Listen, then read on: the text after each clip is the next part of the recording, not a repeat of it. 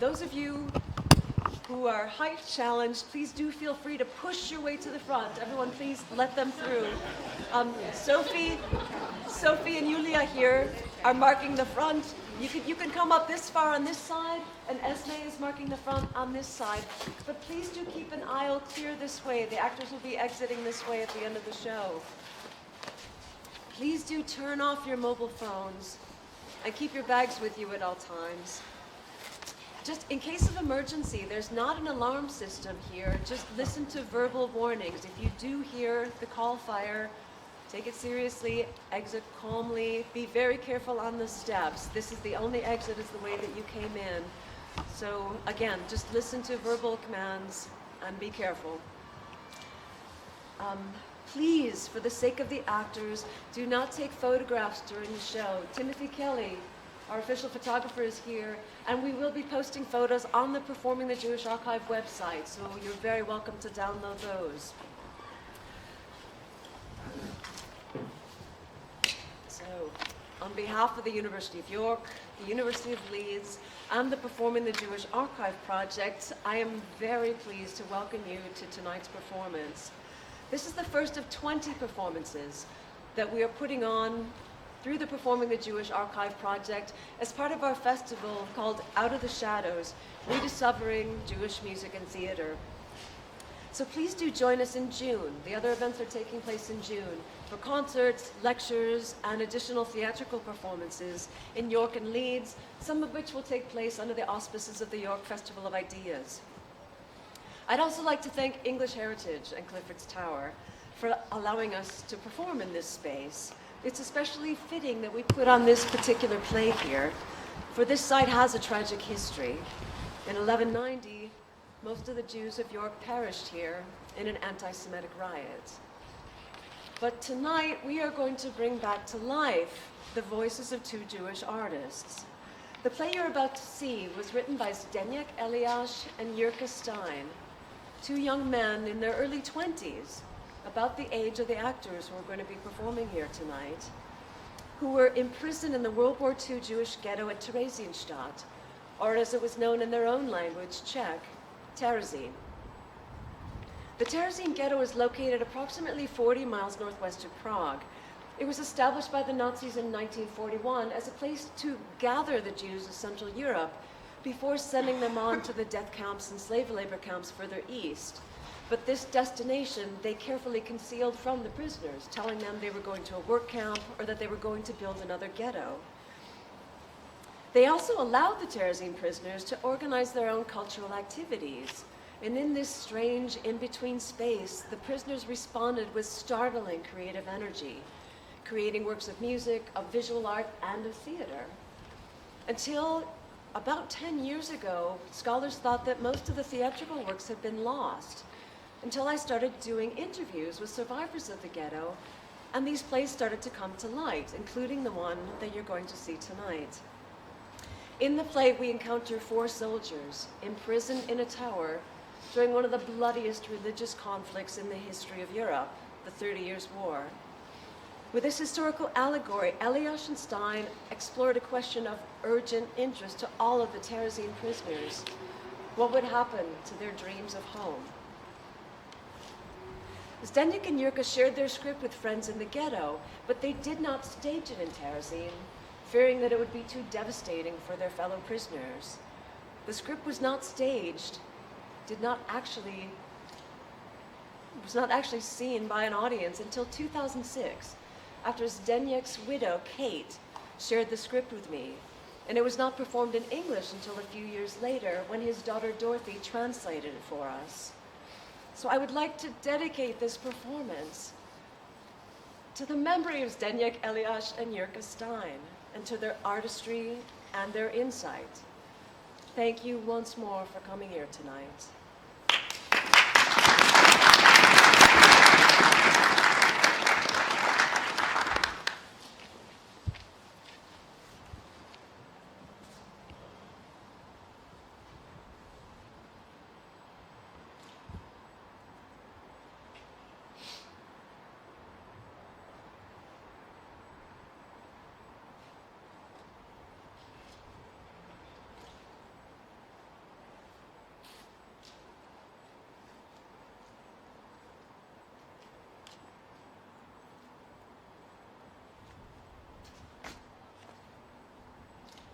On the 3rd day of August, of our year of our Lord, 1645, 2 officers and a priest were captured in the Battle of Allerheim and were taken to Marburg Castle in Hessen, where they were imprisoned for 3 long years.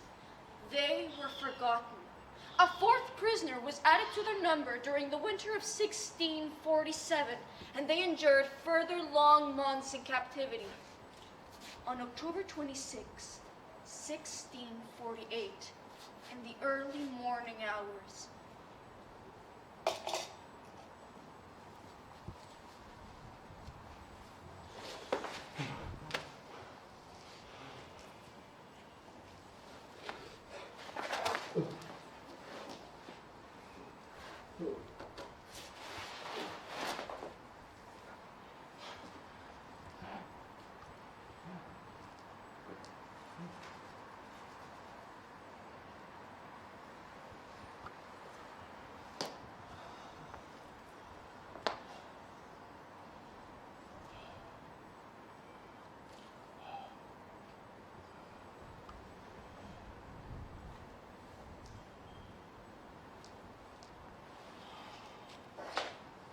Can't sleep either, Father.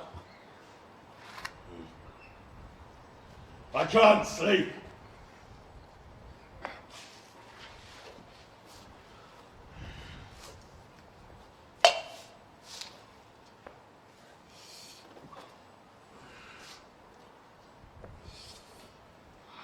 Are you thinking of home too? No. I'm cold.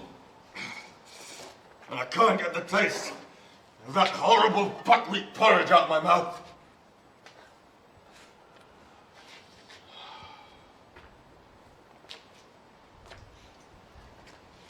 For 3 years, all they've been feeding us is this sickening slop.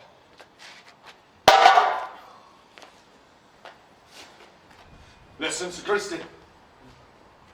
When I finally leave here, I'm going to drown Princess Amelia Elizabeth and that new marshal of hers in buckwheat porridge. You can bet that Marshal Gaspard Cornelius de Montaigne de Potel had something better for dinner. And you can bet that he didn't wash it down with tepid water that's been standing in a jug all day.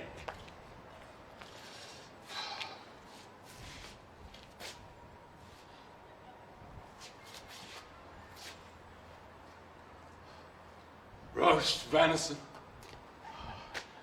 Did you used to eat roast venison at home, Sir Christian? Home. Oh. Dinner at home, Father. The family around the table. And with it a morsel or a rye wine in pewter tankards. It's pointless words, damn it. Buckwheat porridge. Tepid water.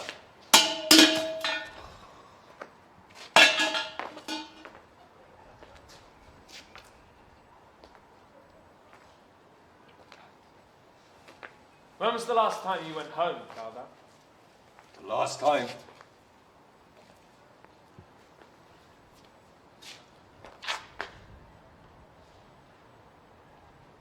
Wait, it was that time off to Brightonfeld. That was 6 years ago now.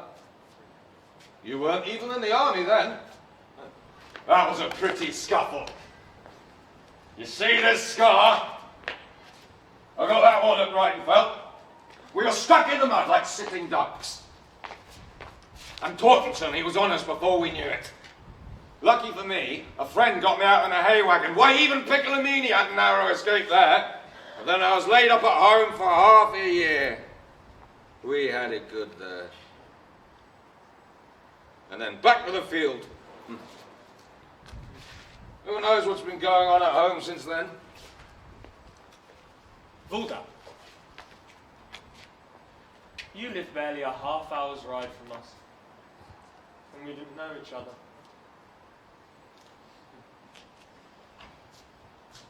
You know, I used to go riding around there with Eleanor. I remember once someone pointed you out to me in the Rhine church. The old warrior. Or did you come to hear Father Anselm preach? Almost every Sunday, Sir Christian. After all, I am a Catholic. In fact, I still remember you as a young boy, sitting with your parents in Lord Stetten's pew. What do you suppose is happening in Bavaria? What's happening in Rhine? Or maybe there's peace there now.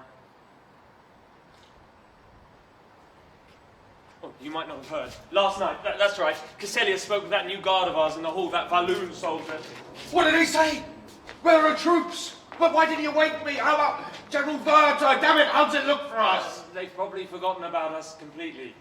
All down. Besides, Casselius didn't really know that much. Wert and Hotzelful have withdrawn our troops to Bohemia. General Wrangel's joined up with Turenne.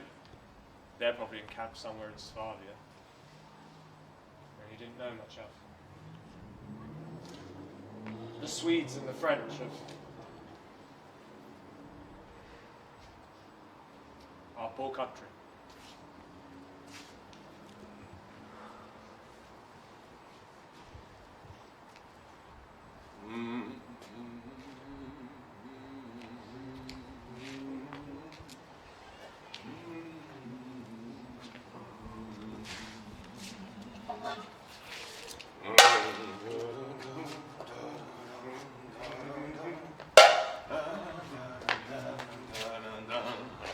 God be at hand and at hand to the land! Hey, near the hand to the land! God-fearing man would make that much noise at night. A man shuts his eyes for a minute and you don't show him any consideration. Don't give yourself airs, Father Anselm. You're not in your right parsonage now. When you sleep, you snore like a woodsaw, and when you're awake, you make a racket. Be quiet. You'll have a good long sleep soon enough. Soon enough to regret it. Gentlemen, an argument at this late hour when all creatures are sleeping the sleep of the just. And why is he disturbing the midnight peace that he... The devil which you honours, you Bible vampire! Father, honestly, I'm surprised at you. Where is your Christian forbearance, Father Anselm? It seems that people have to make their already miserable lots even harder for each other.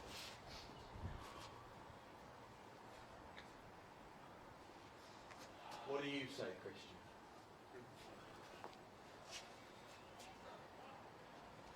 How many more nights will I watch the heavens through these bars? What if I never see you in any other way, you heavenly lights?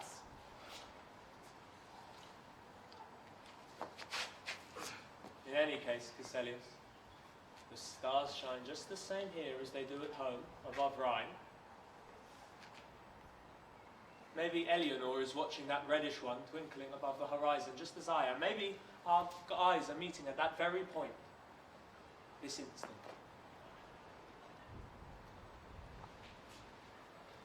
What does that star mean, Casselius?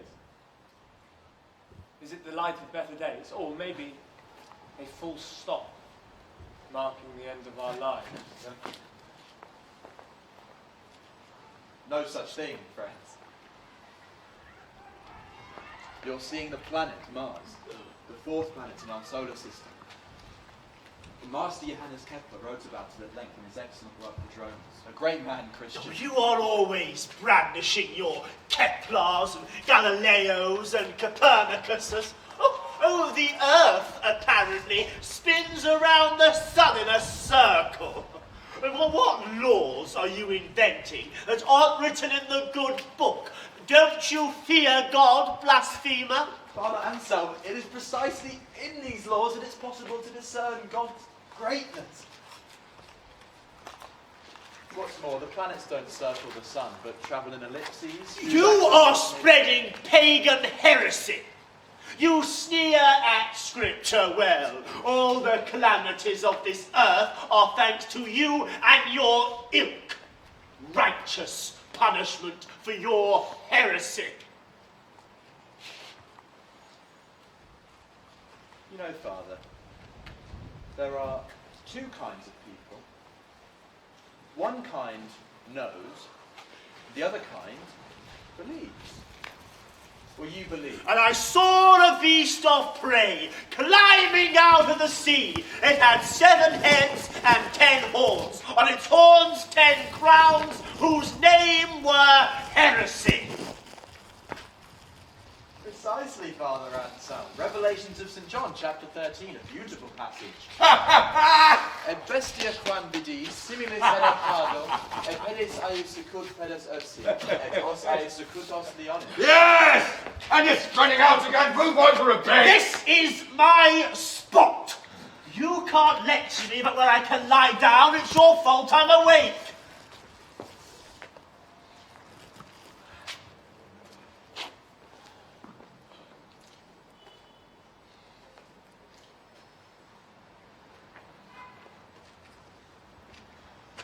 You still thinking about Eleanor, Christian? Eleanor and home. My thoughts are always with them. In fact, I'm only living for the moment I can return to Stettin.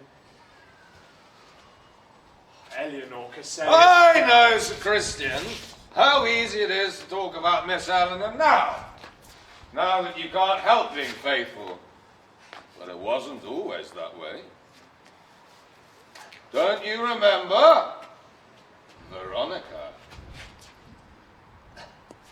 Freiburg. Veronica, God. Well, I wonder where the wind has swept her off to. I never told you about her, Casselius. A young lord's romantic encounter. You do tell. She was a good girl. She looked after me. In fact, maybe saved my life. She liked me. Liked him? She was crazy about him. Should have followed him into burning hellfire. I don't know, young lady. Oh, no. She ran one of the canteens for the troops. She was following Werther's division. That time Christian caught a fever at Freiburg. That girl Veronica didn't leave his side after either battle. Were you at Freiburg, sir? That was 4 years ago, man. Oh, you really missed something there. That was in the summer. Then all of a sudden, one morning, bang! They were the French! And on us like a storm. That time Werther's cavalry didn't even engage. For safety's sake, we retreated closer to Freiburg, and that move made Christian worse. And we had hardly made camp when on the third day, suddenly, an alarm! Turret and that Duke were there again. You've never seen such a fray, gentlemen. Infantry with light and heavy artillery attacking us, but we held our own. Cost them 4,000 men. Oh, General Mercy lost his brother there. And Sir Christian was laid up feverish in that tent. That girl Veronica always at his side. Oh, she looked after him like his own mother. Until he got better. And then she stuck with us for a whole year. Nice, Christian. And during that year... Yes. I didn't have a clear conscience about it. I knew we'd have to part sometime. I think even she was quietly reconciled to that. It didn't end until Allerheim, exactly a year after Freiburg. There we just lost sight of her in all that confusion. We were captured, and we haven't seen Veronica since. A nice tale. But, you won't tell Miss Ellen about it, will you? No, I won't keep it from her, Casselius. When we're together again, strolling through the old park in the evenings, riding on outings into the countryside to services at the Rhine Church, why so quiet, Father Anselm? Well, you've reminded me. Our countryside. Oh, I long for a bit of peace and quiet after all this conflict and confusion. A bit of solitude. Home. Well, I too have a home, you know. The parsonage at Rhine. Parsonage. The gardens, the church of St. Boniface. All this means as much to me as Stettin does to you. God willing, we shall all return home in good health.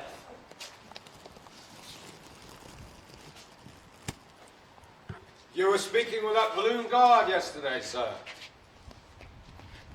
When the hell are we getting out of here? We've been rotting here for such a long time.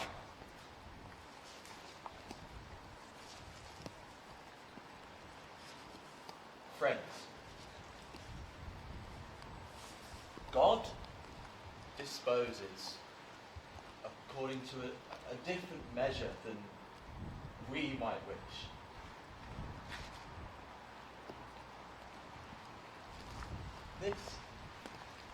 This is all merely a brief episode. Even your ride, all our lives, it's all just a moment. The only question that remains is how we live it. Come visit us at Valda. I'll show you how we live it. In the day, we'll ride out after deer or into the fields after rabbit. Let me drop dead if I don't return to the life befitting a nobleman. And in the evening, Circus Elias, you'll see feasting at Valdau. Do you like smoked venison? With a burgundy, of course. Love it to death, my friend. You're right, that's also a solution. You're laughing, Casellis. Life, an instant. But how to really deal with it? Don't worry about it. Somebody else will always be solving that question for us, regardless of what we call them.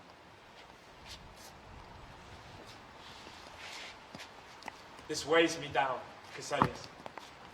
The air is oppressive here. In Hessen, maybe all over the world. Why is that? What have we wrought? We or our fathers, whose sins are we atoning for here? Don't complain so much. At least you're alive. You'll never be satisfied.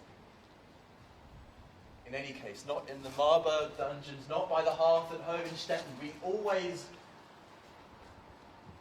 want more than is granted. Well, what do we want, Casellius? We ask for so little. A little peace, and then maybe those we love. Only to open our eyes and not to have to see these horrors. Broken faces, empty eyes, shattered walls, smoking ruins. Not to have to hear their footsteps marching to the sound of fife and drums. The hoarse voice of a drunken sergeant shouting senseless commands. Only to open our eyes and see an apple tree in blossom beneath the window at Stettin. A cat purring before a bowl of milk. A wide, unmown field of ripening grain in the afternoon sun. Right. In the midst of green meadows. Peace and quiet, Casellius, like up there amongst the stars. Are we asking too much?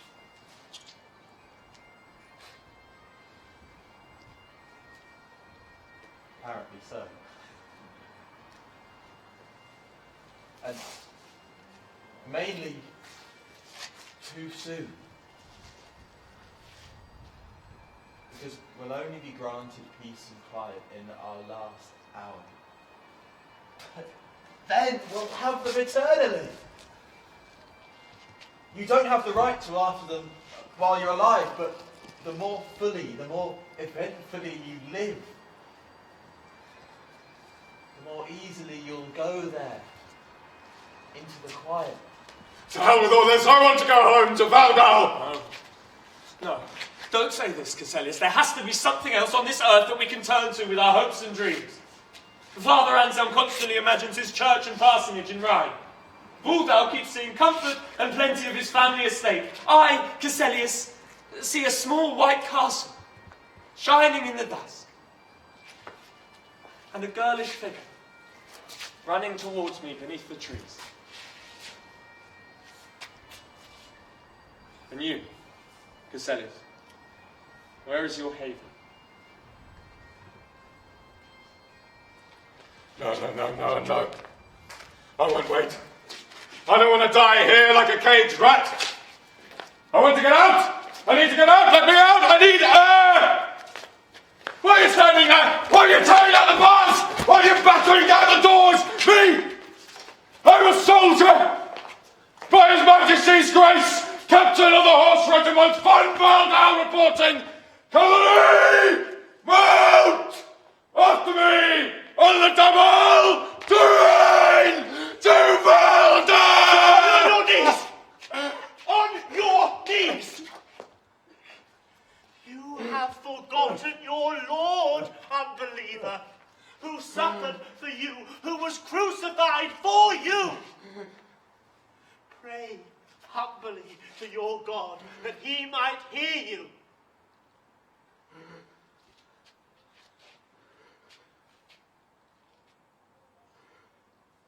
Hear my Jesus.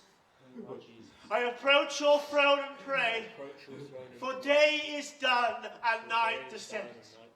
Let me number the days your mercy will grant me. My heart will be filled by you, for there, where you are, light and day of our life. It's night. We're born in the dark, live in the dark, die in the dark. Why are you telling me about light when I can't see it? Why are you telling me about God when He doesn't reveal Himself to me? How can I praise Him who turns His face from me without cause? Where is your God? Maybe in the smoking ruins on dozens of bloody battlefields. Are the burning cities perhaps the eternal flame at His altar? Did He let His Son teach brotherly love so that He could cause brother to savage brother like hungry wolves? I have no faith. Do you hear? There is no God. The Lord who thou art, thou whose mercy is as endless as the sea, hear not the sinner and forgive him, for he knows not what he does. Oh, do you exist? If you do, relieve my doubts so that I might have faith again. Show yourself to me in word or deed, like you showed yourself to the Israelites in the desert. Show yourself! Blaspheme! Give me a sign! Give me a sign!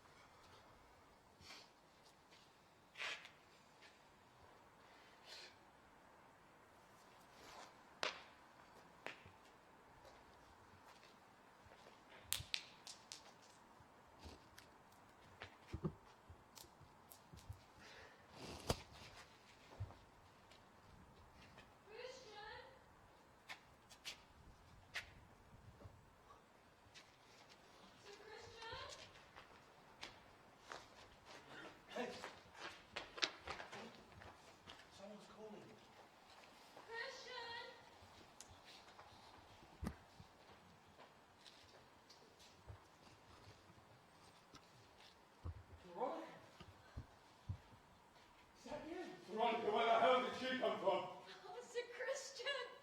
Veronica, you came after me. Are our troops here? Well, where's Martha's cavalry? I'm here alone, sick Christian, without our troops. Oh, I've been looking for you for so long. For a year after Allerheim, I rode with the Imperial troops, asking for you everywhere, and nothing, not even a rumor.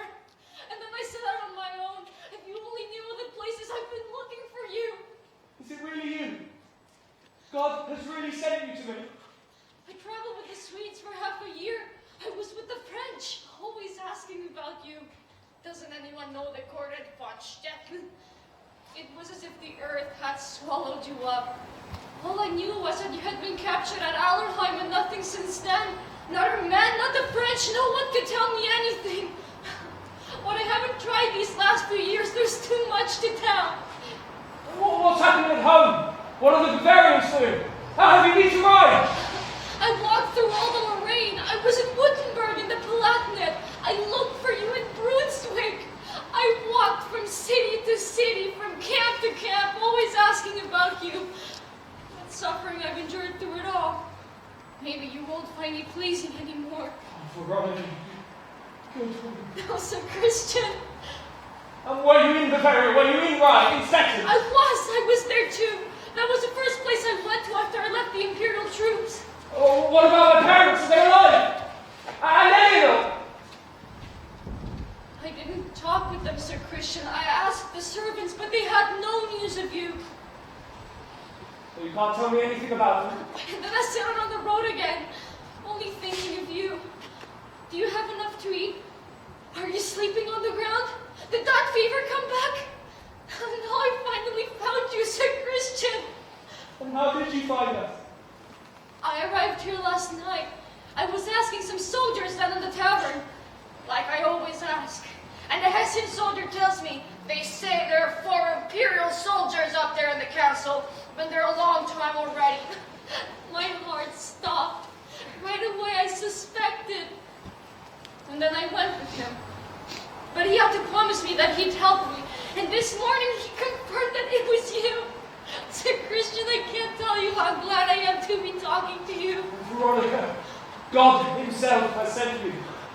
We really thought everyone had completely forgotten us. Wait a minute, Sir Christian, he's signaling. What? Someone's coming!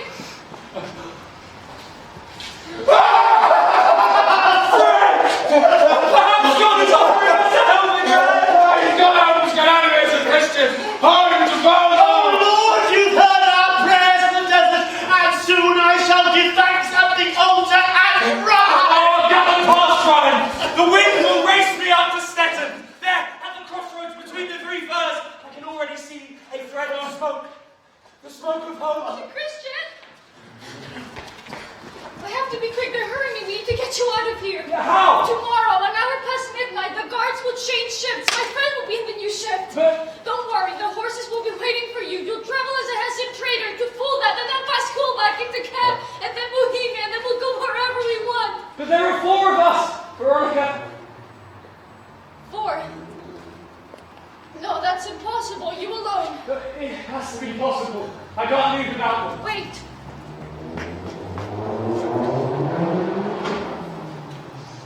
Home.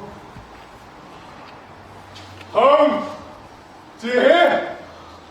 Buckwheat porridge. I can already taste it on my tongue. Smoked venison, juicy. And I'll drink it down with the Rhine wine, Christian. Hussein, aren't you excited? You'll be my guest at Stettin for as long as you like. You'll be anyone. Sir Christian? Let's so wait! Only one more. We can't take any more. Please don't ask. No, Veronica, there's got to be another way. I have to go. They're hurrying me. Till tomorrow. An hour past midnight. Veronica! God keep Veronica! you!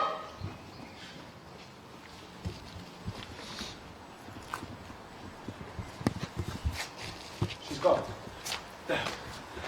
No. God won't let us perish here. We'll escape from here like the Israelites in the land of Egypt. We'll go without fear, my son. Tomorrow at midnight as traders. Whoever would have thought we'd be travelling as Hessian traders in a canvas cart, Sir Christian, rattling along as like cart horses. But when we get into Fulda, we'll get fast horses, and then we will tear into Bavaria like Berta's knights. Hell of a go. Wait, my son. The woman said just 2. 2, Father, I heard. You just said you're going with Christian. If I go, well, then you can't. You? Who said anything about you? Of course I'm going, Sir Christian, and that's that. No one mentioned you at all. Oh, you think God sent us salvation in the shape of this young woman so you could be liberated, while I, his servant, are left here in the hands of the enemy? Look at him, Sir Christian! So he thinks he's going, so that I, Captain von Waldau, the best horseman and rider in all of Bavaria, I, gentleman from Waldau, nobly born, should rot here in this hole while he, little creature, goes home. Oh, the people of Rhine can't wait to hear his pious platitudes. By thunder, brother in Christ, anything but that, I'm going. Fear God, lest he strike you down with his lightning. What are you going to achieve on this earth? Huh? Laze around at Valdor, chase rabbits by day, and indulge in drunkenness and gluttony by night. And for this, God should liberate you. That's none of your business, but I can assure you I won't be leading a monk's life when I leave here. Christian, recall, it was I who baptized you. I acquainted you with the words of God in your youth. And surely it was no accident, but God's will that I was put in the same wagon as you, so I could look over you. Friends, calm yourselves! I will make it my first task, if we can't all leave here together, to ransom you from captivity. And who knows how he's getting tied up? All kinds of riffraff on the roads today. You get hit by a musket ball, and we can wait to be ransomed until Judgment Day. My right arm will protect you better than Father Anselm's pious... Enough! Christian, I appeal to you. And God knows I have the right to do this, that you choose me to accompany you. Pay no attention to this godless blasphemer, and the protection of the highest will reach home safely. Home! And you want to keep me from going home, you black crow? Silence, you son of a dog! Would you insult a priest? You'll burn in hellfire. Stay here! Because of you. Eat this slop because of you. Well, at home, at Valdar... You are going to hell, and not to Valdar. I am going to Rhine, to St. Boniface. You'll have to kill me first. I will pray for your soul, heathen. Let's go, Christian. Thessalius shall come with me. Stop it! Stop it! Get a hold of yourselves, blind, thoughtless! Should I have told you what Balloon actually said to me? Should I have told you that 3 weeks ago, General Rodel's brother was killed when they were defeated near Dachau, and that in vengeance he tore through Bavaria like death incarnate, sowing all the horrors of war? That he torched your towns and villages, that even the cynical Balloon, who marches back and forth in front of our cell, he still recalls with horror the havoc that was wrought by the Swedes and the French.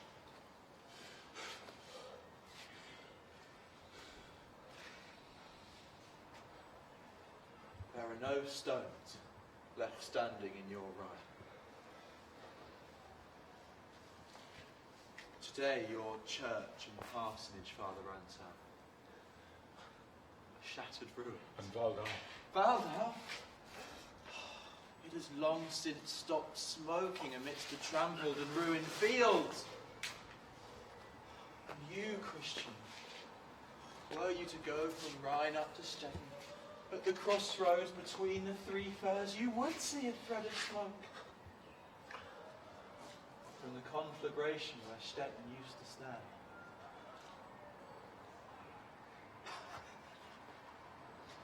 That's your smoke of home today. You want to go home. Fools. The home you left is in the past, buried in the abyss of time. There's a different world out there, beyond these walls. A different world. There won't be time for leisure and comfort and carousing at Valdau. There won't be time for your pious meditation in some little parsonage garden, Father Anselm. Your romantic dreams will remain unsatisfied, Christian.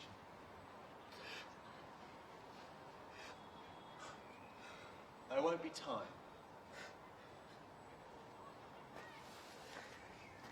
Do you hear?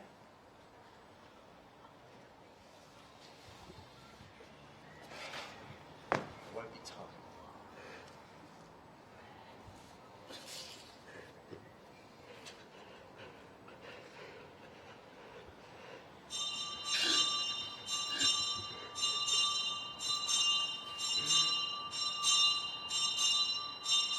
Wait. What's that? Listen.